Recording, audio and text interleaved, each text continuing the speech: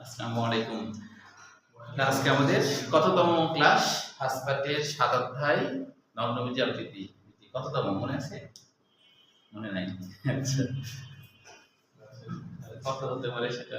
তম ক্লাস। আচ্ছা, সম্ভবত মনে হয় তৃতীয় ক্লাস হতে পারে, সম্ভবত তৃতীয় না, চতুর্থ।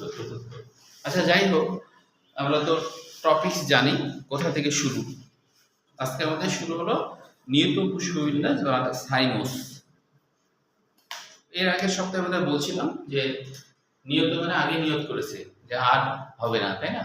একটা ফুল যখন হয়ে যায় তখন সেটা থেকে আমরা বুঝি যে এরপরে আর কোনো ফুল হবে না। এটাই হলো নিয়ত, তাই না? জবা ধুতরা যেগুলো আছে এগুলাতে একটা ফুল হয়, তারপরে আর কোনো ফুল হয় না, এটাই হলো নিয়ত। তাহলে এখন হচ্ছে এরপরে কিছু আছে, যেমন মঞ্জুরি পত্র কাকে বলে। আচ্ছা, এখানে একটা উদাহরণ ছিল, এটা বলেছি না, এটা তো আগের টপিক হয়ে গেছে। আচ্ছা,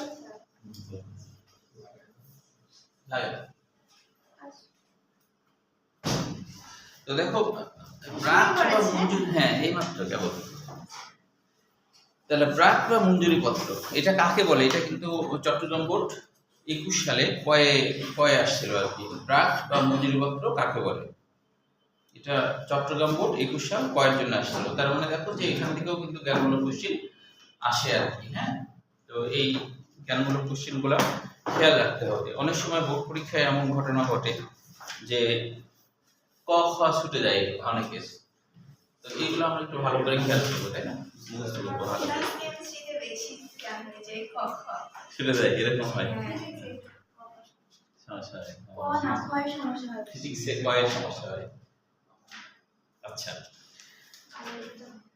তাহলে এখন দেখো ব্রাক্ট বা মঞ্জুরি পত্র। দেখো ওই যে নিয়ত, হ্যাঁ এটা হলো চট্টগ্রাম বোর্ড 21 সালে কয়ের জন্য আসছিল। ব্রাক্ট কাকে বলে আমরা এর আগে জেনেছিলাম যে পাতার মতো, ছোট ছোট পাতার মতো, ক্ষুদ্র ক্ষুদ্র পাতার মতো গঠন। যেমন আমরা যেটা চোখে দেখি সেটার মধ্যে আমের মুকুল হওয়ার আগে দেখি, আমের মুকুল হওয়ার আগে ছোট ছোট পাতার মতো গঠন হয়। পেঁয়াজ রসুন হয়, এগুলো ওটা তো আমরা দেখি না, কিন্তু আম তো দেখি, তাই না? আমি এরকম আমরা দেখতে পাই আর কি। এখানে ছোট, হ্যাঁ, যেখানে যেখানে মুকুল হবে না, মুকুল হওয়ার আগে আগে হচ্ছে ব্রাক্ট হয়। মুকুল হবে তো, মুকুল হওয়ার আগে ছোট ছোট কুচি কুচি পাতা, একটু একটু পাতা হয়, কুচি কুচি পাতা হয়। হ্যাঁ, সেটা বলছিলাম, ওইটা আর কি ব্রাক্ট বলা হয়। তো সেটা এখানে লেখাই আছে। তারপরে দেখো যে ক্যালিক্স বা বিতি, এটা তো আগে থেকে চিনো তোমরা, ফুলের বিতি। তারপর হলো করলা, মানে দলমণ্ডল, পাপড়ি সমূহকে একত্রে করলা বলা হয়। ওই যে উস্তে করলা যেটা না, সেটার মতো লাগছে শুনতে না? আচ্ছা, তাহলে করলা হচ্ছে দলমণ্ডল বলা হয়, অর্থাৎ হচ্ছে দলমণ্ডল কি পাপড়ি সমূহের সমষ্টিকে, সবগুলো পাপড়িকে একসাথে বলা হয়, সবগুলো পাপড়িকে একসাথে বলা হয় দলমণ্ডল। এগুলো তো জানোই তোমরা। এরপরে দেখো আরেকটা জ্ঞানমূলক কোশ্চেন হিসেবে আসে অ্যাস্টিভেশন বা পুষ্পপত্র বিন্যাস, অর্থাৎ ফুলের পাপড়িগুলা কিভাবে বিন্যস্ত, এটাই হলো পুষ্পপত্র বিন্যাস বা অ্যাস্টিভেশন। এটা আসছিল সিলেট বোর্ড 19 সালে কয়ের জন্য, সিলেট বোর্ড আবার 21 সালেও কয়ের জন্য, পরবার দুইবার আসছে। কি সেটা হলো কাকে বলে, অ্যাস্টিভেশন বা পুষ্পপত্র বিন্যাস কাকে বলে, দুইবার আসছে। তাহলে মুকুল অবস্থায় পরস্পরের সাথে কিভাবে বিন্যস্ত থাকে সেটাই হলো অ্যাস্টিভেশন বা পুষ্পপত্র বিন্যাস। হ্যাঁ, ছবি তো দেখাবো, এখন শুরু হবে। এখন দেখো ওপেন বা মুক্ত।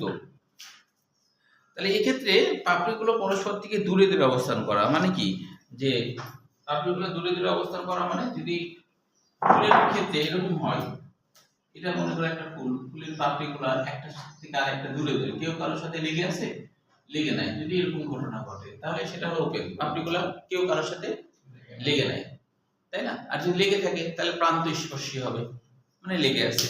তাহলে এটাকে আমি বলছি ওপেন, মানে যদি লেগে না থাকে তাহলে সেটা হলো ওপেন। তো গন্ধরাজের বিধি অ্যাস্টিভেশন মনে রাখবা যে বিরিয়ানি রান্না করার পর যদি সেটা খুলে রাখা হয় তাহলে গন্ধ পাওয়া যাবে, তাই না? গন্ধ বিরিয়ানি রান্না করার পর যদি খুলে রাখো তাহলে কি গন্ধ পাওয়া যাবে না? তাহলে মনে রাখবো যে ওপেন বা খোলা, তার মানে হচ্ছে গন্ধ পাওয়া যাবে, তার মানে কি গন্ধরাজ, মনে রাখার জন্য।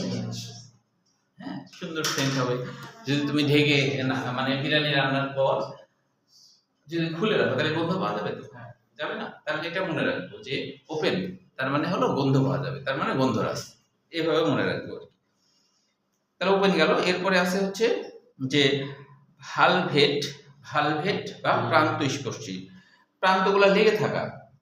প্রান্তের এই যে দেখো এখানে বলা আছে, এক্ষেত্রে বৃত্তাংশ হলে একটি প্রান্ত আরেকটি প্রান্তের কাছাকাছি থাকে, অর্থাৎ হলো লেগে থাকা মানে কি, যে এইভাবে করে আবার এখান থেকে আবার হচ্ছে, হ্যাঁ আবার মনে করো এখান থেকে হচ্ছে, তাহলে কি লেগে আছে না, সবগুলাই লেগে আছে কিনা, লেগে থাকা।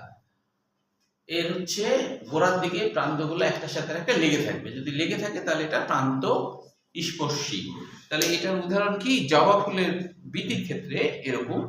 তো এটা মনে রাখবো কিভাবে, দেখো ভালভেট কথাতে লেখা আছে যে ভালভেট বা প্রান্ত স্পর্শী, এটাতে আমরা মনে রাখতে পারি কিভাবে, জবা, জবা মনে রাখলেই কয়েকটা হয়ে যায়। কিভাবে হয়, জবা মনে রাখলে আমরা বাবলা মনে রাখতে পারি। জবা হচ্ছে বর্গের জ, তারপরে হলো বা, বাবলা, তাহলে জবা মনে রাখলে বাবলাটাও মনে থাকে।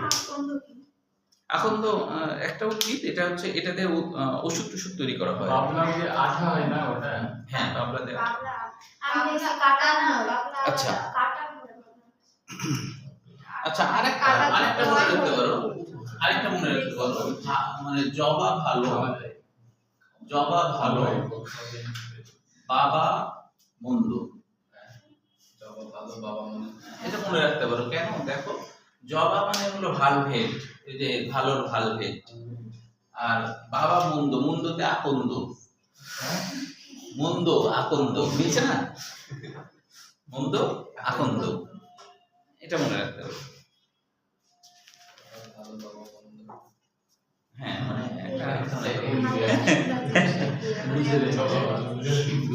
আচ্ছা না, এটা তো মনে করো যে হচ্ছে বাবা হোক আর মা হোক, মানুষ তো, তো মানুষ হিসাবে যদি আমরা ধরি তাহলে তো সবাই তো, কেউ কি ভুলের ঊর্ধ্বে? আপনার ছেলেদেরটাও শেখাই প্লিজ। কেউ কি ভুলের ঊর্ধ্বে?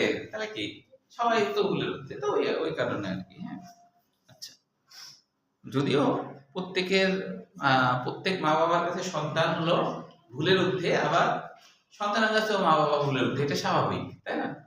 আমাদের কাছে এটা মনেই হবে স্বাভাবিক, কিন্তু মানুষ হিসেবে হলে কেউই ভুলের ঊর্ধ্বে নাই। আচ্ছা, টুইস্টেড বা পাকানো, দেখো ছবির দিকে তাকালে বুঝবা পাকানো মানে কি। যেমন হলো জবা ফুলের দেখবা ওই যে পাপড়িগুলা, আপনার উচিত ছিল সবগুলা ফুল নিয়ে আসা। আসলে এই শহর অঞ্চলে পাওয়া যায়, রাস্তাতে সব ফুল পাওয়া যায়, সব ফুল পাওয়া যায়, রাস্তার ধারে সব ফুল ভ্যারিয়েন্ট আছে। আচ্ছা, কোন রাস্তার ধারে ফুল তো নিয়ে আসবো, রাস্তার ধারে প্রচুর পাওয়া যায়, দুইটাই পাওয়া যায়। ওই কত দূর কে যাবে, একটা এর আমাদের মহিলা আলাদা ভিতরে চেরির গাছ আছে, তো পাওয়া যাবে। আপনি মহিলা তবে তোমরা বিভিন্ন জায়গা থেকে আসো, তো তোমরা অবশ্য একটা জবা ফুল ধরে নিয়ে আসতে পারো। আমাদের মহিলা খালি জবা ফুল হবে না, স্যার অনেকগুলো ফুল লাগবে, অনেকগুলো ফুল লাগবে, করবি লাগবে, এই করবি তো অনেক ফুল পাওয়া যায়। আচ্ছা, এখন ঘটনাই হয়ে গেছে, ডিজিটাল যুগ, পাওয়া যায় না, মোবাইলে সার্চ দিয়ে ফুলটা নিয়ে দেখা যাবে, তো মোবাইল পাই না, ওগুলো করে দিতে হবে না। পুলিশ ধরে নিয়ে চলে গেল। গোটা রাজশাহী ফুলে প্রচুর ফুল থাকে। হ্যাঁ, রোডের ধারে তোমাদের মধ্যে বিকেলে না, আমি হচ্ছে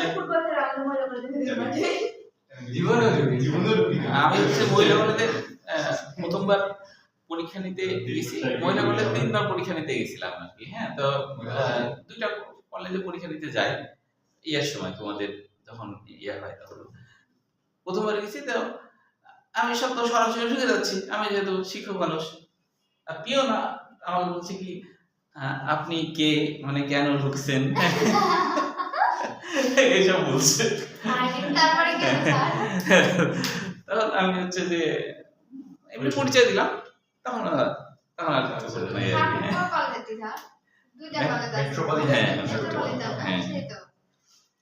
আচ্ছা, তাহলে এখন দেখো এটা তো টুইস্টেড এর ক্ষেত্রেও দেখো, এক্ষেত্রে বৃত্তাংশগুলি কিন্তু, হ্যাঁ বৃত্তাংশগুলো বা পাপড়িগুলোর একটি প্রান্ত অপরটির প্রান্তকে পরস্পর ঢেকে রাখে।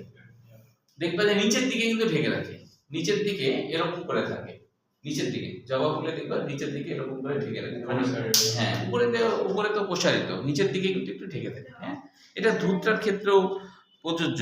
ধূপটার কথা এখানে লেখা নেই আর কি। হ্যাঁ, তাহলে জবা টুইস্টেটের ক্ষেত্রে জবা আর কি কি আছে? জবা আছে, তারপরে আছে হলো করবী। করবী একটা ফুল। হ্যাঁ হ্যাঁ, করবী আছে, এদের লম্বা লম্বা হয়, একটু লম্বা লম্বা ধরনের হয় ফুলটা। আচ্ছা, করবী, তো এটা মনে রাখতে পারো, জবা জবা মনে রাখলে করবী, এই যে ব আছে না, এই বতে করবী, কি করবীর ব আছে তো করবী, জবা মনে রাখলে করবী ব আছে, তাহলে করবীটা মনে থাকবে। বতে করবী, ওই যে করবী যেটা সেটা। হ্যাঁ, আচ্ছা। ইম্বিকেট বাংলা দেয়া নাই, কিন্তু ইম্বিকেটের বাংলা অর্থ হলো একটার উপর আরেকটা। ইম্বিকেটের বাংলা অর্থ হলো একটার উপরে আরেকটা।